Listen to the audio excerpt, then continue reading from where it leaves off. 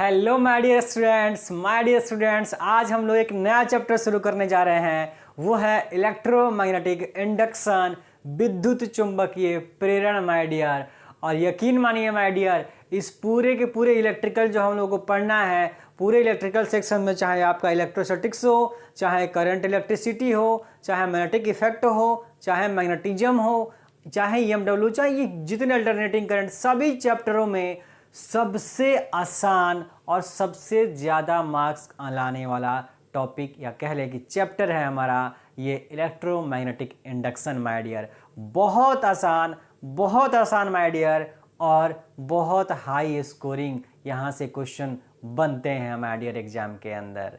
तो समय नहीं गंवाते हैं माय डियर, वीडियो आपको हर हाल में शेयर करना है, वीडियो देखना है, नोट्स तैयार करना है और वीडियो साथ साथ में शेयर करना है माय डियर। तो शुरू करते हैं आज का अपना नया चैप्टर माय डियर, वो है विद्युत चुंबकीय प्रेरण, इलेक्ट्रोमैग्नेटिक इंडक्शन। तो देखिए, इस चैप्टर की अगर शुरुआत हम लोग करते हैं तो सबसे पहले हम लोग को जानना पड़ेगा कि भाई ईएमआई है क्या, इलेक्ट्रोमैग्नेटिक इंडक्शन है क्या। तो एक्चुअली में इस जो हेडिंग हमारा नाम है, जो चैप्टर का नाम है, इसको हम लोग बहुत अच्छे से एक्सप्लेन तब करेंगे हम जब हम फैराडे का लॉ पढ़ेंगे, और आज ही पढ़ेंगे हम लोग, आज ही हम लोग फैराडे का लॉ पढ़ेंगे। लेकिन थोड़ी देर के फिलहाल चूंकि चैप्टर का जो नाम होता है उसको पहले हम लोग लिखते हैं, डिफाइन करते हैं, इसलिए हम लोग पहले इसको डिफाइन कर देते हैं। तो ये इलेक्ट्रोमैग्नेटिक इंडक्शन कहते किसको हैं, थोड़ा सा समझ लीजिए, थोड़ी देर के बाद और अच्छे से समझेंगे। अभी के लिए समझ लीजिए कि एक कॉइल है, ये क्या है माय डियर, एक कॉइल है, ठीक है। और इस कॉइल को क्या किया गया है, किसी चुंबकीय क्षेत्र के अंदर रखा गया है। क्या रखा गया है, किसी चुंबकीय क्षेत्र के अंदर। ये है माय डियर कॉइल और ये है चुंबकीय क्षेत्र। तो इस चुंबकीय क्षेत्र में हम इस कॉइल को रख देंगे। जब रखेंगे और उसके बाद हम लोग इस चुंबकीय क्षेत्र की वैल्यू को चेंज करेंगे, बदलेंगे। मतलब कि अगर चुंबकीय क्षेत्र का मान पहले 10 टेस्ला था तो इसको बदल करके 15 टेस्ला कर दीजिए, या अगर मान नहीं चेंज करना है तो कोई दिक्कत नहीं है, आप क्या कीजिए, इस चुंबकीय क्षेत्र की पोजीशन में बदलाव कीजिए। मतलब पहले ये इतना दूर में चुंबकीय क्षेत्र था, अभी चुंबकीय क्षेत्र को थोड़ा सा चेंज करके इधर कर दीजिए या चेंज करके इधर कर दीजिए। तो चुंबकीय क्षेत्र की स्थिति में आप बदलाव कीजिए। चाहे और भी उपाय है कि चुंबकीय क्षेत्र की दिशा, चुंबकीय क्षेत्र की एक पार्टिकुलर दिशा होगी, बोला अगर पहले इस दिशा में थी चुंबकीय क्षेत्र की दिशा तो आप बाद में इधर की ओर कर दीजिए, दिशा बदल दीजिए। तो अगर आप कोई भी काम करते हैं, चुंबकीय क्षेत्र की वैल्यू बदलते हैं, उसका स्थिति में बदलाव करते हैं, या फिर माय डियर उसकी दिशा में बदलाव करते हैं, अगर ऐसा होता है तब माय डियर इस कॉइल में ध्यान देंगे, इस कॉइल में करंट फ्लो होना शुरू हो जाता है, करंट फ्लो होना शुरू हो जाता है माय डियर। है ना एक जादुई चीज माय डियर, एक नया चीज माय डियर। बस करना क्या है, एक चुंबकीय क्षेत्र के अंदर एक कॉइल को रखना है और इस चुंबकीय क्षेत्र को हमको चेंज करवाना है, बदलना है। उसका डायरेक्शन बदलिए, उसका पोजीशन बदलिए, या उसका मैग्नीट्यूड कुछ भी बदलिए। बदलने की वजह से इस कॉइल में धारा प्रवाहित होना शुरू हो जाता है। तो यही जो घटना होती है इसी को बोलते हैं इलेक्ट्रोमैग्नेटिक इंडक्शन। प्रेरण हो गया है, प्रेरित हो गया है, चुंबकीय क्षेत्र मैग्नेटिक फील्ड में परिवर्तन की वजह से इस कॉइल में धारा प्रेरित हो गई है, आ गई है। इसको बोलते हैं हम लोग इलेक्ट्रोमैग्नेटिक इंडक्शन माय डियर। देखेंगे करंट आ गया, करंट आने का मतलब इलेक्ट्रिकल आया, और यहाँ पे मैग्नेटिक फील्ड का कॉन्सेप्ट है, इसलिए मैग्नेटिक भी लगा के रखा है, इसलिए नाम पड़ेगा इलेक्ट्रोमैग्नेटिक इंडक्शन। आया बात समझ में डियर? तो हम लोग फटाफट पहले इसका डेफिनेशन नोट कर लेते हैं, फिर इसको और एक्सप्लेन करेंगे अच्छे से जब फैराडे का लॉ हम लोग लिखते हैं तब माय डियर, ठीक है। तो पहले हम लोग इसको लिख लेते हैं।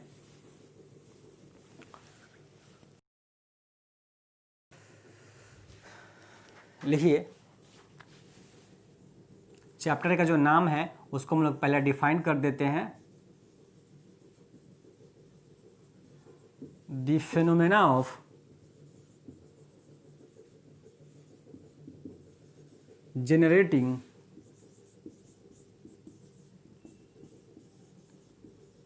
electric current in a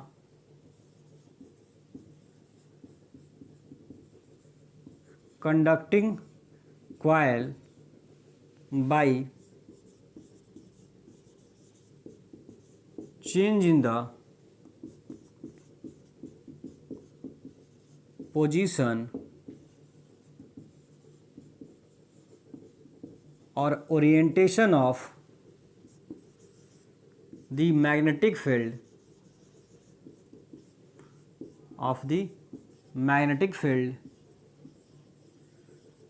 is called electromagnetic induction. अच्छा, जो मैग्नेटिक फील्ड होगा वो कैसा होगा? एक्सटर्नल होगा।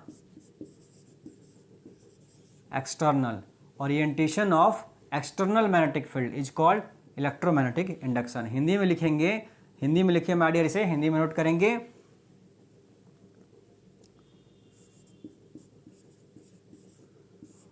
बाहरी चुंबकीय क्षेत्र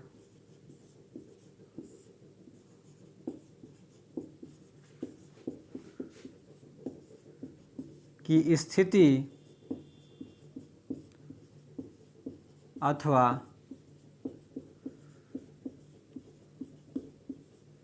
दिशा में परिवर्तन के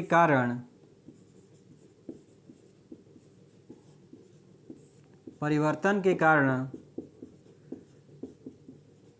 चुंबकीय क्षेत्र में स्थित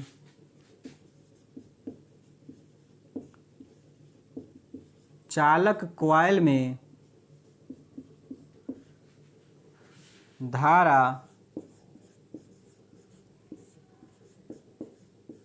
प्रेरित हो जाती है या उत्पन्न हो जाती है। इसी घटना को विद्युत चुंबकीय प्रेरण EMI कहा जाता है माय डियर। तो लिख लेंगे, डेफिनेशन में हट जाता हूं, आप आसानी से माय डियर वीडियो पॉज करके नोट कर लेंगे, ठीक है। चलिए अब मैं इसे मिटा दे रहा हूं। हम लोग के पास समय कम रहता है, 100 दिनों में हमें क्रैश कोर्स अपना कंप्लीट करना है और यकीन मानिए 30 दिसंबर तक आपका पूरा का पूरा फाइनल सिलेबस कंप्लीट हो जाने वाला है। नेक्स्ट हेडिंग बनाएंगे माय डियर इस चैप्टर का, यानी इस चैप्टर का अभी तक हमने नाम लिखा था, अब चैप्टर का पहला हेडिंग डालेंगे मैग्नेटिक फ्लक्स।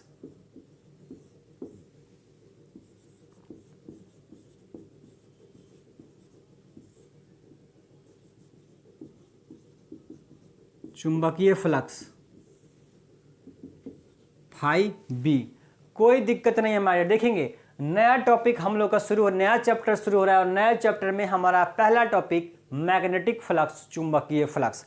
अब देखेंगे my dear, magnetic effect of current हमने आपको पढ़ाया, ठीक, धारा का चुंबकीय प्रभाव वाला चैप्टर पढ़ा दिया, उसके बाद चुंबकत्व वाला चैप्टर भी पढ़ा दिया, लेकिन कहीं पर भी मैग्नेटिक फ्लक्स के बारे में चर्चा नहीं किया गया माय डियर। लेकिन जब इलेक्ट्रोस्टैटिक्स पढ़ते हैं तो शुरू में ही आपको इलेक्ट्रिक फ्लक्स के बारे में पढ़ा दिया जाता है, बता दिया जाता है माय डियर। लेकिन हम चुंबकीय फ्लक्स को पढ़ते हैं कहाँ पर? इस वाले चैप्टर में, 4th चैप्टर में। और चुंबकीय चीज़ों से, चुंबकीय क्षेत्र से रिलेटेड जो बातें हैं वो सब कुछ हम लोग मैग्नेटिक इफेक्ट और मैग्नेटिज्म में पढ़ चुके होते हैं। लेकिन चुंबकीय फ्लक्स एक टॉपिक छोड़ करके कहाँ पे हम लोग ये टॉपिक कहाँ पढ़ते हैं? EMI के अंदर पढ़ते हैं, क्योंकि जिस टॉपिक का जरूरत जहाँ पे है हम लोग वहीं पे उसको पढ़ते हैं माय डियर। मान लीजिए उस टॉपिक को पहले कभी पढ़ लिया और फिर बाद में अगर हम लोग पढ़ते हैं तो आप सोचेंगे कि कहाँ से आ गया, याद नहीं आएगा। लेकिन ये वाली टॉपिक हम लोग यहाँ पे पढ़ते हैं क्योंकि इसका इस्तेमाल भी हम लोग यहीं पे करेंगे माय डियर। तो जानते हैं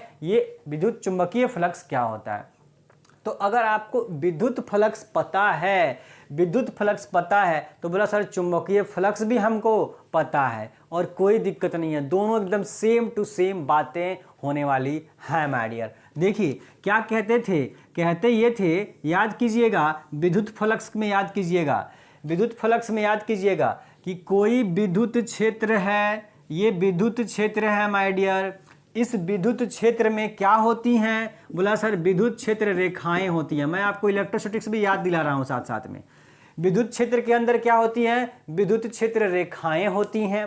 अब हम इस क्षेत्र के अंदर एक एरिया, पार्टिकुलर एरिया हम सेलेक्ट कर लेते हैं। ये एरिया सेलेक्ट करते हैं और इस एरिया से कितनी इलेक्ट्रिक फील्ड लाइंस पास हो रही हैं, कितनी विद्युत क्षेत्र रेखा इस क्षेत्रफल से पास हो रही हैं, जो क्षेत्रफल हम मान के चल रहे हैं छोटा सा, जितनी भी विद्युत क्षेत्र रेखाएं पास होंगी उसको क्या बोलेंगे, उसकी संख्या को विद्युत फ्लक्स कहा जाता है माय डियर। चुंबकीय विद्युत फ्लक्स, इलेक्ट्रिकल फ्लक्स कहा जाता है। बिल्कुल सेम टू सेम काम है, सेम टू सेम। ये कोई क्या है माय डियर, चुंबकीय क्षेत्र है। क्या है, चुंबकीय क्षेत्र है। तो बोला चुंबकीय क्षेत्र में भी क्या होंगी, चुंबकीय क्षेत्र रेखाएं होंगी। और चुंबकीय क्षेत्र रेखाओं के बारे में हम लोग ऑलरेडी पढ़ चुके हैं माय डियर, ठीक है। तो इस चुंबकीय क्षेत्र के अंदर चुंबकीय क्षेत्र रेखाएं हैं और इस चुंबकीय क्षेत्र रेखाओं में, यानी इस चुंबकीय क्षेत्र में हम एक एरिया सेलेक्ट कर लिए, ये एरिया सेलेक्ट करते हैं। तो इस एरिया से माय डियर, इस एरिया जो हम सेलेक्ट कर रहे हैं, इससे भी कुछ चुंबकीय क्षेत्र रेखाएं बाहर निकलेंगी। तो कितनी चुंबकीय क्षेत्र रेखाएं यहां से बाहर निकलती हैं, उसी की संख्या को क्या बोलते हैं माय डियर, चुंबकीय फ्लक्स, मैग्नेटिक फ्लक्स कहते हैं। बिल्कुल हूबहू, केवल नाम बदला गया है और कुछ भी नहीं बदला गया है माय डियर। यहाँ पे विद्युत क्षेत्र में संख्या देखना था, विद्युत क्षेत्र रेखा की, और यहाँ चुंबकीय क्षेत्र के अंदर किसी क्षेत्रफल से, किसी सतह से, किसी टुकड़े से कितनी चुंबकीय क्षेत्र रेखाएं पास हो रही हैं, गुजर रही हैं। इन चुंबकीय क्षेत्र रेखाओं की संख्या को क्या बोलेंगे, चुंबकीय फ्लक्स बोलते हैं। अब मैं आपको याद दिलाता हूं कि विद्युत फ्लक्स का इलेक्ट्रोस्टैटिक्स में हम लोग फॉर्मूला पढ़ते हैं E इंटू ए। क्या पढ़ते हैं, E इंटू ए या ई ए कॉस थीटा। इलेक्ट्रोस्टैटिक्स में आपको ये फॉर्मूला पढ़ा रखा है। विद्युत फ्लक्स, यहाँ ई लगा दीजिए, मतलब विद्युत के कारण जो फ्लक्स हो रहा है आपको चार्ज की वजह से, तो ये हो गया ई ए, वेक्टर में ई हो जाएगा या ई ए कॉस थीटा हो जाएगा। यहाँ कॉस थीटा लिख लीजिए, कॉस थीटा हो जाएगा। उसी तरीके से माय डियर यहाँ पर भी क्या हो जाएगा, बोला विद्युत फ्लक्स था, बोला आप चुंबकीय फ्लक्स ले लीजिए। विद्युत क्षेत्र किस में बदल गया है, बोला सर चुंबकीय क्षेत्र में बदल गया है। और एरिया अभी भी वही एरिया लिए थे, यहाँ भी सेम एरिया लिए हैं। तो क्या बन गया माय डियर, बिल्कुल same to same B A cos theta. ये है चुंबकीय फ्लक्स का फार्मूला, ये है विद्युत फ्लक्स का फार्मूला। अगर आप इलेक्ट्रोस्टैटिक्स पढ़े हैं तो फिर ये आपके लिए कुछ भी नहीं था ये टॉपिक माय डियर। समझ गए आप भी बातों को। आप फटाफट से इसे हम लोग नोट कर लेते हैं एक अच्छा सा फोटो बना करके। जहां पर हमारा इलेक्ट्रोस्टैटिक्स आएगा माय डियर, या कोई भी चैप्टर का कोई भी टॉपिक अगर कोरिलेट होगा तो मैं आपको वहां पे तुरंत समझाऊंगा, ताकि आप दोनों को आपस में इंटरलिंक करके पढ़ सके, ताकि चीजें आपके लिए बहुत आसान हो जाए समझना, ठीक है। तो हम क्या करते हैं, एक छोटा सा फोटो बना लेते हैं।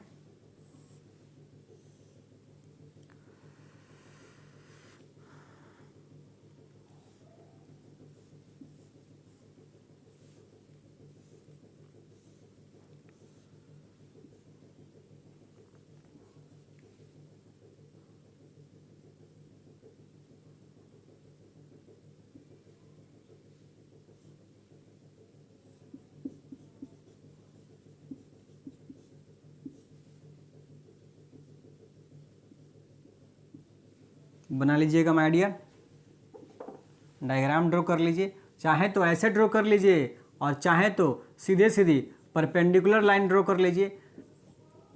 ये भी ड्रॉ कर सकते हैं, आपकी मर्जी है, दोनों में से कोई भी ड्रॉ कर सकते हैं, ठीक है। डेफिनेशन लिख लेंगे, the number of magnetic field lines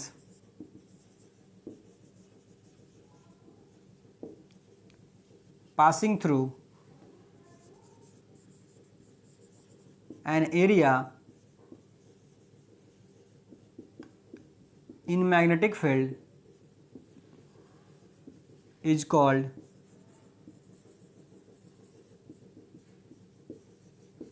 magnetic flux।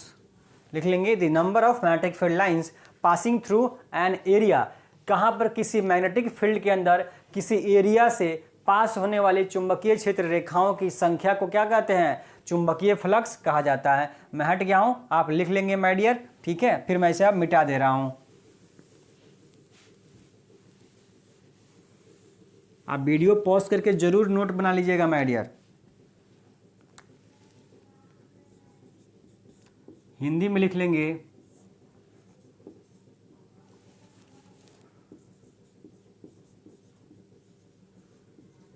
किसी चुंबकीय क्षेत्र में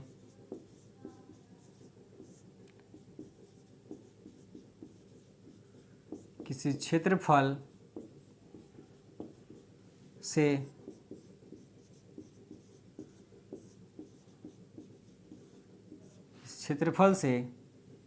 किसी क्षेत्रफल से ऐसे लिखेंगे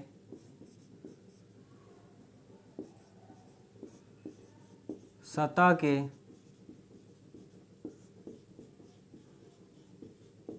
लंबवत गुजरने वाली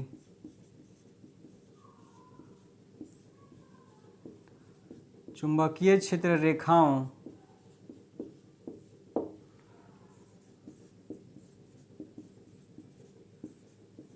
की संख्या को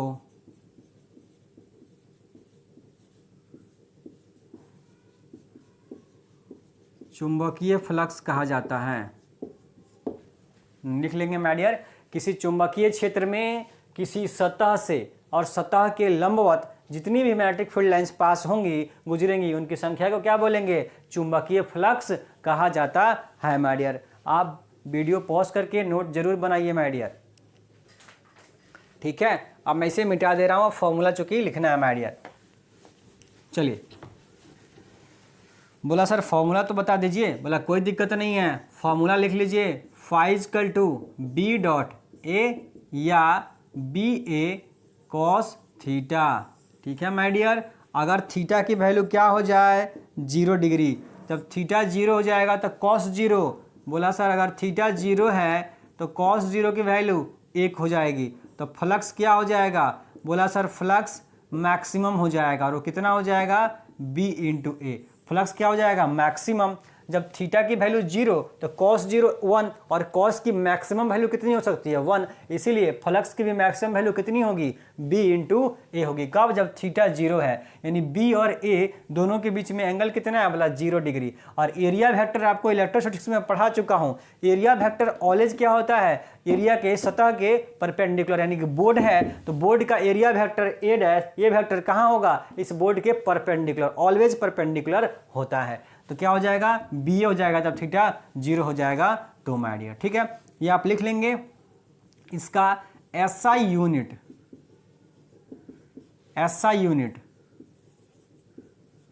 ऑफ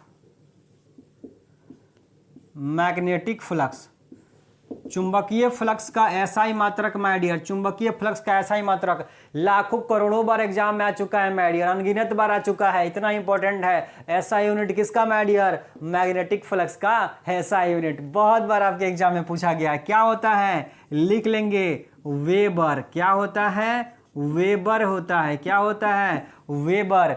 वेबर होता है। मैग्नेटिक फ्लक्स का एसआई मात्रक क्या होता है? वेबर होता है। क्या होता है? वेबर होता है। बोला सर मात्रक है तो डायमेंशन भी बता दीजिए। MLTA। बोला कोई दिक्कत नहीं है, 1221 माइनस के साथ में ये लगा लेंगे बीमा। चुंबकीय फ्लक्स का मात्रक एसआई मात्रक वेबर, चुंबकीय फ्लक्स का एसआई मात्रक वेबर, और चुंबकीय फ्लक्स का बीमा कितना होता है? 1221। m का पावर 1, l का पावर 2, t का पावर -2, a का पावर -1 माय डियर। तो चुंबकीय फ्लक्स का एसआई मात्रक क्या होता है? वेबर होता है। बहुत बार क्वेश्चन एग्जाम में आ चुका है, तो शानदार लिख लेंगे माय डियर, नोट कर लेंगे, हमेशा आता ही रहता है। आगे बढ़ते हैं माय डियर नेक्स्ट टॉपिक पे।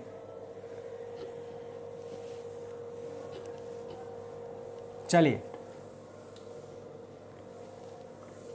आ जाइए माय डियर, आ जाइए आ जाइए आ जाइए, यहाँ देखिए बोर्ड पे माय डियर, यहाँ देखिए नेक्स्ट टॉपिक, शानदार टॉपिक शुरू होने जा रहा है माय डियर। शानदार टॉपिक शुरू हो गया आपके सामने, और वो क्या है? ध्यान से देखेंगे, वो है आपका Faraday law. Faraday laws of EMI, विद्युत चुंबकीय प्रेरण के लिए फैराडे का नियम। विद्युत चुंबकीय प्रेरण के लिए किसका नियम? बोला सर फैराडे का नियम। किसका नियम? बोला सर फैराडे। चलिए माय डियर, फैराडे का नियम देखते हैं। अब फैराडे ने क्या नियम दिया है विद्युत चुंबकीय प्रेरण के लिए माय डियर, इसे समझना है। इन्होंने सिर्फ दिया ही नहीं माय डियर, इन्होंने ये लॉ दिया ही नहीं है बल्कि पूरी दुनिया बदल सी रख दी है माय डियर, पूरी दुनिया को चेंज कर दिया है। आज जो कुछ भी है आपके सामने माय डियर, फैराडे का आपकी लाइफ में और हम सब की लाइफ में बहुत बड़ा रोल है। क्यों? क्योंकि अगर इन्होंने ये नियम नहीं दिया होता तो आज आपके सामने न ट्रांसफार्मर होता न जनरेटर होता।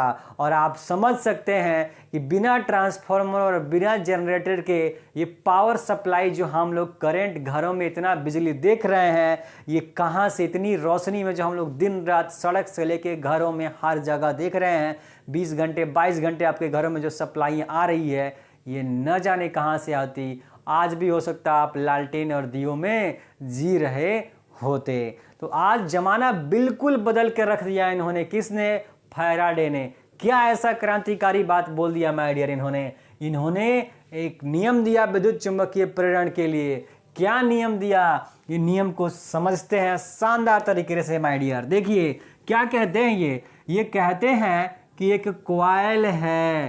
क्या है? एक कॉइल है। और इस कॉइल को माय डियर, इस कॉइल को माय डियर क्या किया हुआ है? इस कॉइल को किसी मैग्नेटिक फील्ड के अंदर रख दिया है। और एक कैसा कॉइल है? बोला कंडक्टर है। कंडक्टर में करंट फ्लो करवाना है हमको। बोला कंडक्टर मटेरियल होगा हमेशा। इस कंडक्टर को किसी मैग्नेटिक फील्ड के अंदर रख दिया गया है माय डियर।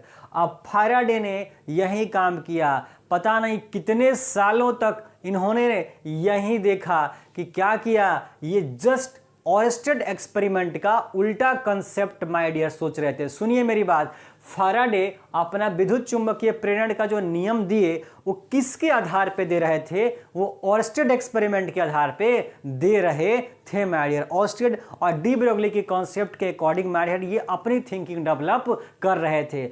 ऑयस्टेड ने क्या बोला था? सुनिए मेरी बात, आपको विद्युत चुंबक, आपको जो चैप्टर पढ़ा रहा धारा का चुंबकीय प्रभाव, मैग्नेटिक इफेक्ट ऑफ करंट, पहला ही टॉपिक होता है ऑयस्टेड एक्सपेरिमेंट, जहां से दुनिया में कोई क्वेश्चन नहीं आता है एग्जाम में। लेकिन जब तक आप वो टॉपिक पढ़ेंगे नहीं, पूरा चैप्टर आपके लिए बेकार है। आप समझ ही नहीं पाएंगे कि कहां से चीजें आ रही हैं। तो ऑयस्टेड ने क्या कहा था वो भी आपको समझा देता हूं। ऑयस्टेड ने कहा था कि अगर किसी तार में धारा बहेगी, किसी तार में धारा बहेगी, करंट फ्लो करवाएंगे तो इसके चारों ओर चुंबकीय क्षेत्र उत्पन्न हो जाता है। ऑयस्टेड ने क्या कहा है? सुनिए फिर से, तार में अगर धारा बहती है, करंट फ्लो होता है, तो तार के अंदर कॉइल के चारों ओर क्या जनरेट हो जाएगा? मैग्नेटिक फील्ड, चुंबकीय क्षेत्र उत्पन्न हो जाता है। अब बस ये जो फैराडे है ये इनकी बात को समझ चुके हैं और साथ ही साथ में डी ब्रोगली की कॉन्सेप्ट को भी समझते हैं। डी ब्रोगली ने कोई लॉ नहीं दे रखा है, बल्कि वहां पे उनका कहना है कि यूनिवर्स के अंदर सिमेट्री पाई जाती है, यानी कि एक घटनाएं दूसरे घटनाओं से इंटरलिंक है। एक घटना की वजह दूसरी है, दूसरी की वजह पहली है, आपस में चीजें क्या हैं? जुड़ी हुई है, सप्लीमेंट्री है। इस नेचर के अंदर, प्रकृति में अंदर हर एक चीज सप्लीमेंट्री है, एक का पूरक है। ये जब तक नहीं होगा दूसरा पूरा नहीं होगा माय डियर। और एक घटना दूसरे घटनाओं से इफेक्टिव होती है, ये बात वो कहते थे, डी ब्रोगली ने बोला था। और ये कॉन्सेप्ट अपने दिमाग में लाए और साथ ही साथ ये ऑयस्टेड एक्सपेरिमेंट का दिमाग में अपनी बातों में लाते हैं कि ऑयस्टेड ने बोला कि भाई तार में अगर करंट फ्लो हो रहा है, कॉइल में करंट फ्लो हो रहा है, तो कॉइल के चारों ओर चुंबकीय क्षेत्र उत्पन्न होगा। तो बस इसी बात का उल्टा वो सोच रहे हैं। उल्टा सोच रहे हैं कौन? Faraday my dear. उल्टा सोच के क्या कहते हैं कि अगर हम कहीं से चुंबकीय क्षेत्र लेकर के आ जाएं तो उस चुंबकीय क्षेत्र में, उस मैग्नेटिक फील्ड में अगर कोई कॉइल रख दे तो इस कॉइल में करंट फ्लो होने लग जाना चाहिए। ऐसा वो सोचते हैं शुरू में। क्या कि ऑयस्टेड ने माय डियर कह दिया है कि कॉइल में करंट फ्लो होगा तो मैग्नेटिक फील्ड आएगा। तो इसका उल्टा क्या हुआ कि मैग्नेटिक फील्ड अगर हम लाते हैं तो करंट आ जाना चाहिए। यही वो सोच रहे थे कि चुंबक की वजह से उन्होंने चुंबकीय क्षेत्र मैग्नेटिक फील्ड क्रिएट कर दिया और उसके अंदर एक कॉइल रख दिया और ये सोच रहे हैं कि इस कॉइल में इस चुंबकीय क्षेत्र की वजह से करंट फ्लो होगा। पर ऐसा सालों सालों तक सोचते रह गए, कुछ भी नहीं रिजल्ट आया, इस कॉइल में कोई करंट फ्लो नहीं हुआ। फिर हार मानकर फैराडे ने क्या किया माय डियर, आई अपरेटस जो उन्होंने लगा के रखा था, अरेंजमेंट लगा के रखा था, इसको उठा करके पटक दिया और पटका तो इस अरेंजमेंट के साथ उन्होंने एक गैल्वेनोमीटर को जोड़ रखा था, जो कि गैल्वेनोमीटर आपका क्या करता है, करंट मेजर करता है। हम लोग पढ़ चुके हैं ऑलरेडी, धारा का मेजरमेंट करता है। तो जैसे उन्होंने अपना अपरेटस उठा के पटका नीचे, वैसे देखा कि गैल्वेनोमीटर की सुई डिफ्लेक्ट कर गई है, हिल गई है। ऐसा उन्होंने देखा तो देखते मात्र उनके दिमाग की बत्ती जल गई कि ऐसा कैसे हो गया, इतने सालों तक 10-15 साल से कुछ नहीं हुआ और जब उठा के पटके तो हिल गया। उन्होंने क्या किया, 2-4 बार 10 बार उठा के बार बार पटका, फिर से देखा, जब जब पटका तब तक उन्होंने यही देखा माय डियर क्या कि डिफ्लेक्शन, गैल्वेनोमीटर की सुई बार बार हिल रही थी, बार बार हिल रही थी। कब, जब जब पटक रहे थे। फिर जो है इसका मतलब वो दिमाग लगाए कि भाई करंट तो फ्लो हो रहा है, यानी कि सिमेट्री तो अवेलेबल है। अगर मैग्नेटिक फील्ड की वजह से, करंट की वजह से मैग्नेटिक फील्ड है तो मैग्नेटिक फील्ड की वजह से करंट भी आएगा माय डियर। ये बात तो प्रूफ तो हो रहा है।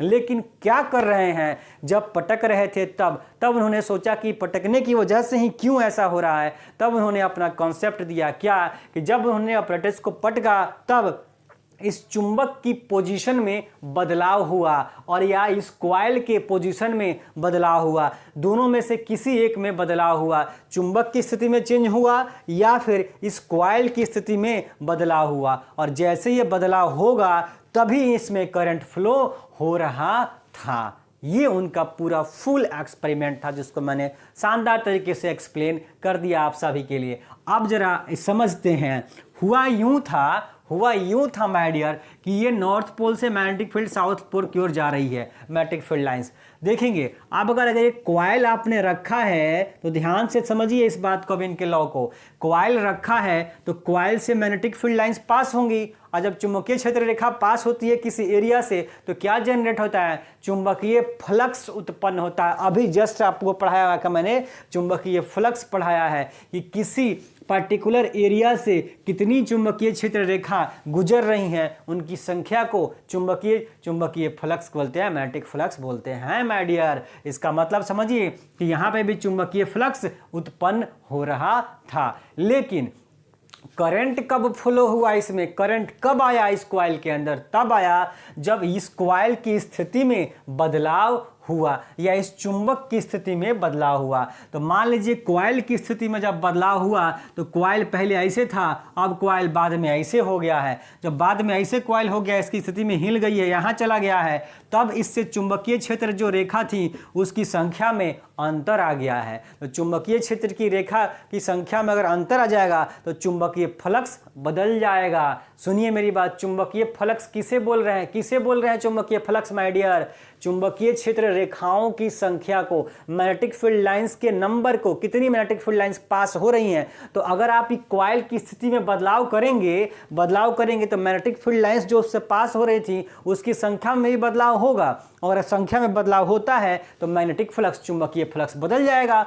इसका मतलब यह है कि पहले फ्लक्स φ1 था, अब बाद में फ्लक्स φ2 हो जाएगा। और जैसे इस फ्लक्स में बदलाव हुआ है तब इस फ्लक्स में बदलाव की वजह से इस कॉइल में करंट आ जाता है। और करंट से पहले क्या आता है, बोला सर वोल्टेज आता है, एनर्जी आती है, पोटेंशियल आता है, ईएमएफ आता है, जो कह लीजिए वो आता है माय डियर। इसका मतलब कि जब इस कॉइल की स्थिति में हम बदलाव करते हैं या इस चुंबक की स्थिति में बदलाव होगा, तब भी चुंबकीय क्षेत्र रेखा जो इससे पास हो रही हैं उसमें बदलाव हो जाएगा, और इसका मतलब कि चुंबकीय फ्लक्स बदल जाएगा। तो बोला इसका मतलब चुंबकीय क्षेत्र ही बदलेगा, इस कॉइल के लिए चुंबकीय क्षेत्र में बदलाव हो रहा है और चुंबकीय क्षेत्र में बदलाव की वजह से चुंबकीय फ्लक्स बदल जा रहा है और चुंबकीय फ्लक्स जब बदलेगा तो इस कॉइल में विद्युत वाहक बल ईएमएफ इलेक्ट्रोमोटिव फोर्स जनरेट हो जाता है। और इलेक्ट्रोमोटिव फोर्स विद्युत वाहक बल क्या है? बोला सर पोटेंशियल ही तो है, विभव ही तो है। और उस विभव की वजह से, पोटेंशियल की वजह से क्या आ जाएगा? करंट इंड्यूस हो जाता है। आ रहा है बात समझ में माय डियर? करंट की वजह से पोटेंशियल नहीं होता है, पोटेंशियल की वजह से करंट होता है। बैटरी सेल में पोटेंशियल डिफरेंस आएगा, पोटेंशियल आएगा तभी चार्ज वहां से फ्लो होगा, करंट जनरेट होता है माय डियर। पोटेंशियल आपका क्या है? एनर्जी ही है। तो एनर्जी तो करंट को निकाल के लेके जाएगा। तो पोटेंशियल पहले आएगा, ईएमएफ, इस कॉइल में ईएमएफ इलेक्ट्रोमोटिव फोर्स उत्पन्न हो जाता है और उसी इलेक्ट्रोमोटिव फोर्स की वजह से, उसी विद्युत वाहक बल की वजह से क्या उत्पन्न होता है? विद्युत धारा इस कॉइल में उत्पन्न हो जाती है। तो जो धारा उत्पन्न होगी उसको प्रेरित धारा बोलेंगे, जो विद्युत वाहक बल उत्पन्न होगा उसको प्रेरित विद्युत वाहक बल बोलेंगे माय डियर। तो ये था क्या? फैराडे का लॉ। फैराडे का लॉ किसके लिए? विद्युत चुंबकीय प्रेरण के लिए, जिसको मैंने बहुत कोशिश किया कि आपको शानदार दमदार तरीके से समझाया जाए माय डियर। तो आप अगर समझ गए हैं फटाफट इसे नोट कर लेते हैं। अब यहाँ पे एक बात बता दूं कि फैराडे ने इसी लॉ को 2 बार दिया है, यानी कि 2 लॉ हैं इसमें। एक लॉ में वो कहते हैं इसका थ्योरेटिकल कॉन्सेप्ट और दूसरे लॉ में इसी को न्यूमेरिकल फॉर्म में, यानी कि फॉर्मूला के फॉर्म में ये देते हैं। तो पहला लॉ इनका लिख लेते हैं जिसमें थ्योरी को एक्सप्लेन करेंगे और दूसरे में फॉर्मूला ड्राइव करेंगे, फॉर्मूला बताएंगे कि उन्हें क्या दे रखा है। तो ये था फैराडे का लॉ माय डियर, जिसको मैंने बहुत अच्छे तरीके से समझाया आप सभी को और आप सभी शानदार तरीके से समझ गए हैं। फटाफट से नोट करना शुरू कर दें। फैराडे का फर्स्ट लॉ काफ़ी इंपॉर्टेंट है, मोस्ट इंपॉर्टेंट टॉपिक में से एक है। मैंने बोला कि बहुत आसान चैप्टर है, क्वेश्चन यहाँ से बहुत आसान आता है और काफ़ी नंबर के आते हैं माय डियर। तो फर्स्ट लॉ, प्रथम नियम, फैराडे का फर्स्ट लॉ लिखेंगे माय डियर। लिखिए, whenever the amount of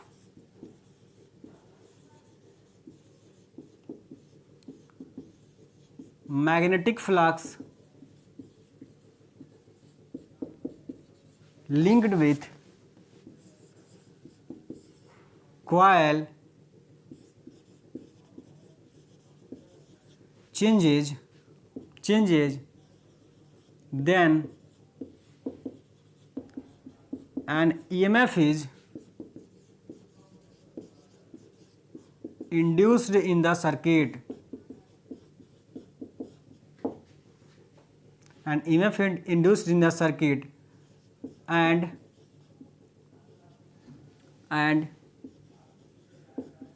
due to this induced EMF, current is induced, circuit की जगह कॉइल लिखिए, सॉरी, करंट इज इंड्यूस्ड, आप सर्किट भी लिख सकते हैं, कोई दिक्कत नहीं है, ठीक है। लिख लेंगे माय डियर, फटाफट से नोट कर लेंगे। इंग्लिश मीडियम के स्टूडेंट फटाफट से नोट कर लेंगे। मुझे पता है कि इंग्लिश मीडियम के स्टूडेंट्स कम ही है, हिंदी मीडियम के स्टूडेंट्स ज़्यादा हैं, पर क्या है कि इंग्लिश हमारा स्टैंडर्ड होता है, इसलिए इंग्लिश में लिखना काफ़ी ज़रूरी है माय डियर। फिर हम इसे हिंदी में जरूर ट्रांसलेट करेंगे, ठीक है, लिख लेंगे। अब मिटा के लिखता हूँ पहला नियम, जो मैंने आपको बताया कि किसी कॉइल के मैग्नेटिक फ्लक्स में बदलाव होगा तो उसमें ईएमएफ जनरेट होगा और वहीं ईएमएफ क्या जनरेट कर देगा? वहीं ईएमएफ क्या जनरेट करेगा? करंट जनरेट कर देता है। लिखेंगे प्रथम नियम में, फर्स्ट लॉ में लिख लेंगे हिंदी में। जब किसी कॉइल के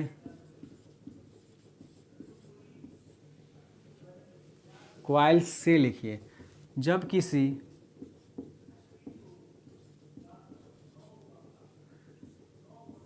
किसी कॉइल से संबद्ध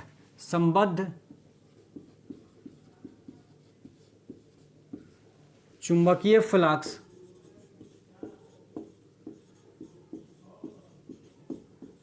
में परिवर्तन होता है तब कॉइल में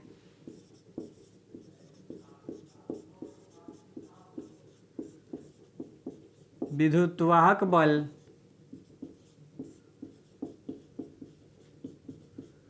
उत्पन्न हो जाता है, जिसके कारण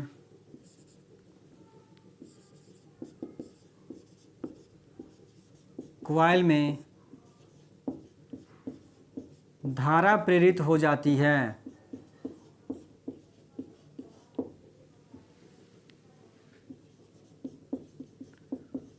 और यह प्रेरित धारा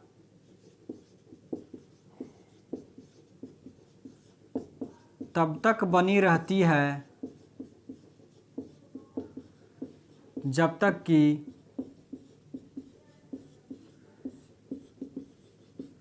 चुंबकीय फ्लक्स में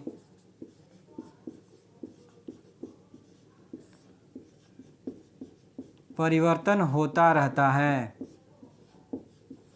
माय डियर, चुंबकीय फ्लक्स में परिवर्तन होने की वजह से तो कॉइल में विद्युतवाहक बल आएगा और विद्युतवाहक बल यानी कि वोल्टेज क्या करेगा, करंट को जनरेट कर देता है कॉइल के अंदर। ठीक है, तो तब तक विद्युतवाहक बल आता रहेगा जब तक कि फ्लक्स में बदलाव होता रहेगा। यानी कि फ्लक्स को लगातार बदलना है तो हमको करंट लगातार मिलता रहेगा और यही चीज़ जनरेटर के अंदर होता है। मैकेनिकल जनरेटर आप क्या करते हैं, रोटेट करता रहता है, शाफ्ट रोटेट करता है तो वहाँ पे कॉइल रोटेट होता है और हमारा क्या होता है, करंट लगातार मिलता रहता है my dear.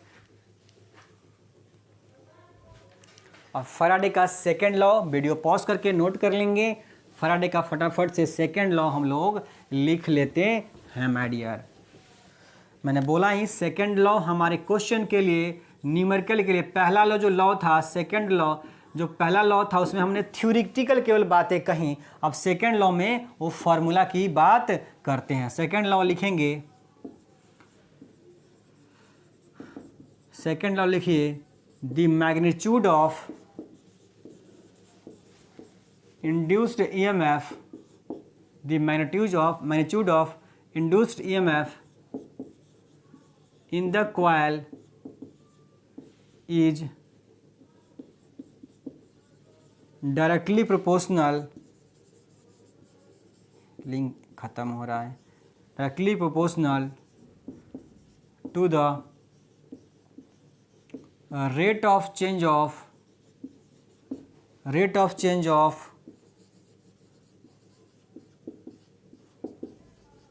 Magnetic flux linked through the coil my dear. फटाफट से सेकेंड लॉ, लैंग्वेज हमने फर्स्ट लॉ में लिख लिया है, सेकेंड लॉ में माय डियर उसी लैंग्वेज को हम लोग फॉर्मूला रूप में लिखने वाले हैं। तो वीडियो पॉज करके माय डियर लिखिए, तब तक मैं इंक ले लेता हूं।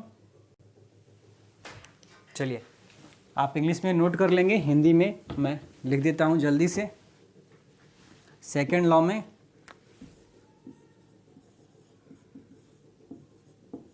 कॉइल में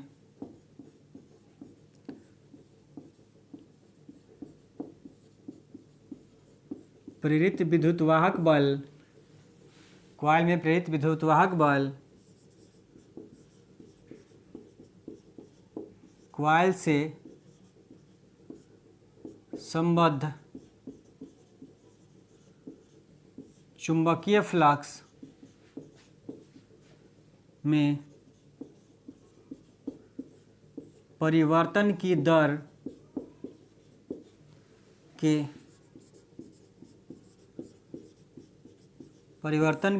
के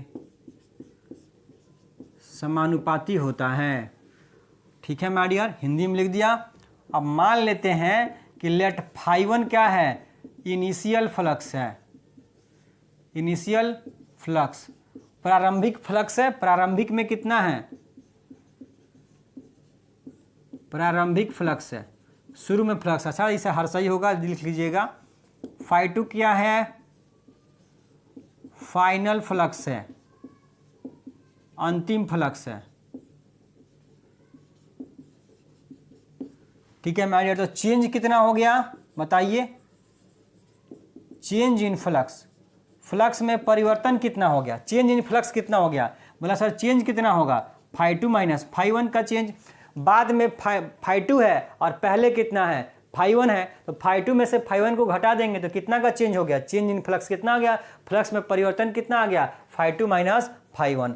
तो रेट ऑफ चेंज कितना हो जाएगा? Rate of change in flux Hindi में लिख लेंगे। हिंदी वाले बच्चे बोलेंगे सर हिंदी में नहीं लिखते हैं। चेंज इन फ्लक्स, फ्लक्स में परिवर्तन कौन सा बड़ा चीज है? यहां देखिए rate of change of fluxion. Rate का मतलब क्या होता है? दर, यानी कि जो फ्लक्स में परिवर्तन हुआ, चेंज हुआ, फ्लक्स में जो परिवर्तन हुआ, जो चेंज हुआ, उसका दर क्या है? ठीक है माय डियर। तो फ्लक्स में परिवर्तन की दर, फ्लक्स में परिवर्तन की दर क्या होगा? बोला सर दर के लिए क्या करते हैं? सर बोला टाइम से भाग दे देते हैं, और क्या करते हैं? और थोड़ा कुछ करते हैं। बोला सर टाइम से डिवाइड कर दीजिए, बात खत्म, टाइम से डिवाइड कर देंगे। तो rate of change of flux कितना आ गया? φ2 minus φ1 upon t. Video pause करके नोट करेंगे, मैं अब ऊपर मिटा करके लिखूंगा। मैं हट गया हूं, वीडियो पॉज करके आप नोट कर लेंगे माय डियर। ये चलिए फटाफट से अब हम लोग फॉर्मूला को लिख लेते हैं। बोला क्या होता है, इन्होंने अभी क्या बोला कि जो ईएमएफ होगा, जो विद्युतवाहक बल होगा ई, विद्युतवाहक बल क्या होता है? फ्लक्स में परिवर्तन की दर के समानुपाती होता है। तो फ्लक्स में परिवर्तन की दर, ये फ्लक्स में परिवर्तन हो गया और समय से डिवाइड कर दिया तो दर हो गया। फ्लक्स में परिवर्तन की दर की क्या है? समानुपाती है। कौन? विद्युतवाहक बल। प्रोपोर्शनल का साइन हटेगा, कांस्टेंट आएगा के φ2 माइनस φ1 अपॉन टी। इसके कांस्टेंट की वैल्यू क्या रख देंगे? बोला 1 रख देंगे, 1 रख देते हैं, फिर बाद में इसको हटा देंगे तो क्या मिल जाएगा? ये नोट कर लीजिएगा, मैं हट गया हूँ, फिर मिटा करके लिख रहा हूँ। क्या हो जाएगा? बोला सर φ2 माइनस φ1 अपॉन टी। ये आ गया हमारा फॉर्मूला। ये क्या आ गया? फॉर्मूला आ गया माय डियर। क्या आ गया? फॉर्मूला आ गया। इसी फॉर्मूला को हम लोग इस फॉर्म में, डिफरेंशियल फॉर्म में भी तो लिख सकते हैं। बोला ये φ2 माइनस φ1 क्या है? फ्लक्स में चेंज, मतलब डी फाई, और नीचे में टाइम टी है तो उसको हम लोग क्या लिख सकते हैं? D T. तो हम लोग इसी फॉर्मूले को इस फॉर्म में भी लिख सकते हैं my dear, is equal to d phi by D t. E क्या है? ईएमएफ है, और डी फाई क्या है? फ्लक्स है, और टाइम क्या है भाई? फ्लक्स में φ2 माइनस φ1 क्या है? फ्लक्स में परिवर्तन, टाइम से डिवाइड कर दिया, फ्लक्स में परिवर्तन की दर हो गया। तो ईएमएफ जो होगा विद्युतवाहक बल D phi by D T होता है माय डियर। ठीक है, ये हमारा कॉन्सेप्ट खत्म हो गया। यहाँ पे फैराडे का लॉ कहानी खत्म हो गया। बोला अगर n गो फेरा है, कितना फेरा है? n फेरा, फॉर n टर्न। अगर फेरा का संख्या n है तो बोला सर n से मल्टीप्लाई करा देंगे तो क्या हो जाएगा? n D phi by D T हो जाएगा। क्या हो जाएगा? n D phi by D T. चाहे तो आप यहाँ भी n से मल्टीप्लाई करा देंगे, कोई दिक्कत नहीं है। एगो क्वाइल था, एगो क्वाइल पे जितना फेरा होगा, 10 गो फेरा होगा तो 10 से मल्टीप्लाई करा देंगे। अब इसी फार्मूले में थोड़ा सा चेंज करना पड़ता है, किसकी वजह से? लेंज के नियम की वजह से। सुनिए मेरी बात, लेंज लॉ कल हम लोग पढ़ेंगे। लेंज का नियम कल हम लोग का अगला क्लास जो होगा उसमें हम लोग पढ़ेंगे लेंज का नियम माय डियर।